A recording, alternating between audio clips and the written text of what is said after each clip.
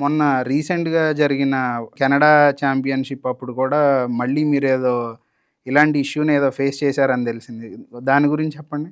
ఆహ్, అసలు ఆగస్ట్ 15థ్ రోజు మా ఫ్లైట్స్ ఈవినింగ్ ఉండే. ఆ ఇండిపెండెన్స్ డే ఫ్లాగ్ హోస్టింగ్ తర్వాతనే మా ఫ్లైట్స్ క్యాన్సిల్ అయ్యాయని న్యూస్ వచ్చింది.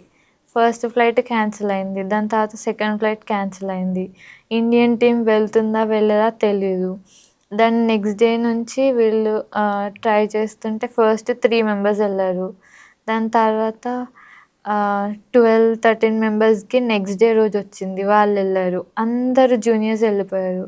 మిగతా 17 మెంబర్స్ వెయిట్ చేస్తున్నారు. ఇంకా 2, 3 డేస్ అట్లా రోజు ఎయిర్‌పోర్ట్‌కి వెళ్ళడం, రావడం. ఎవరిది కన్ఫర్మ్ అయితే వాళ్ళెళ్ళడం. మళ్ళీ 17థ్ రోజు ట్రై చేశారు. నాది కన్ఫర్మ్ అయింది. కానీ అందరూ ఎళ్తున్నారు. ఎవరిది కన్ఫర్మ్ అయితే వాళ్ళెళ్తారని జెప్పి నేను గూడా వాళ్ళతో పాటు ఎళ్ళాను. 6:46కి నాకు టికెటొస్తే 8:30కి నా ఫ్లైట్. సో, ఎయిర్‌పోర్ట్ దాకా ఎళ్లి దాని తర్వాత వాళ్ళు ఆహ్, ఎయిర్ ఇండియా దగ్గర కౌంటర్ దగ్గర వాళ్ళు అలో జేయలేదు. కొంచెం డిలే చేసి మమ్మల్ని పంపియొచ్చు గదా! ఇండియన్ టీమ్ కోసం మేము ఆడుతున్నాము అని చెప్పినా గానీ మమ్మల్ని పంపియలేదు. సో, అప్పుడు ఒక 3 మెంబర్స్ దాకా మేము ఆ ఫ్లైట్ మిస్ అయ్యాము. మళ్ళీ దాని తర్వాత 19థ్ రోజు సబ్ జూనియర్స్‌ది క్యాడెట్ వాళ్ళది క్వాలిఫికేషన్ ఉంది. సో, అందరి ఆర్చర్స్‌ని అదే రోజు పంపిచ్చారు. ఒక్కొక్కరిని ఒక్కొక్క ఫ్లైట్‌లో. దాని తర్వాత నన్నొక్కదాన్ని లాస్ట్ 19థ్ ఎర్లీ మార్నింగ్ పంపిచ్చారు.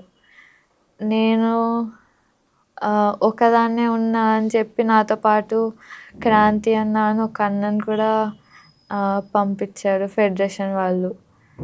ఒక్కదాన్ని ఎళ్ళొద్దు అని.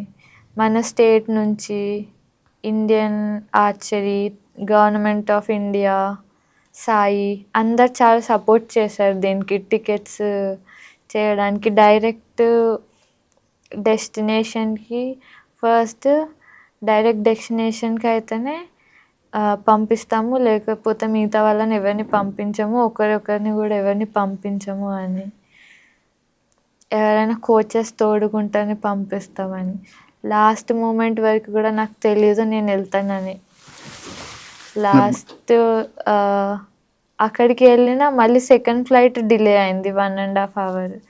దాని తర్వాత అక్కడికి వినిపెగ్‌లో కాల్గరీలో ల్యాండ్ అయిన తర్వాత ఓజీలో నా బ్యాగ్ లేట్ వచ్చింది. అప్పుడు క్రాంతి అన్న ఫ్లైట్ వేరే ఫ్లైట్ అయితే నేను ఫస్ట్ నా బ్యాగ్ తీసుకొని ఎళ్ళిపోయినా. ఆ అన్న నా బ్యాగ్ తీసుకొనొచ్చిండు. ఒక 5, 6 అవర్స్ ముందనుకుంటా మ్యాచ్‌కి ఎర్లీ మార్నింగ్ 2:00కేమో రీచ్ అయినా. దాన్ని ఎర్లీ మార్నింగ్ మళ్ళీ మ్యాచ్ ఆడేశాను. క్వాలిఫికేషన్ ఆడుతుంటే నాకు చాలా నిద్రొచ్చింది.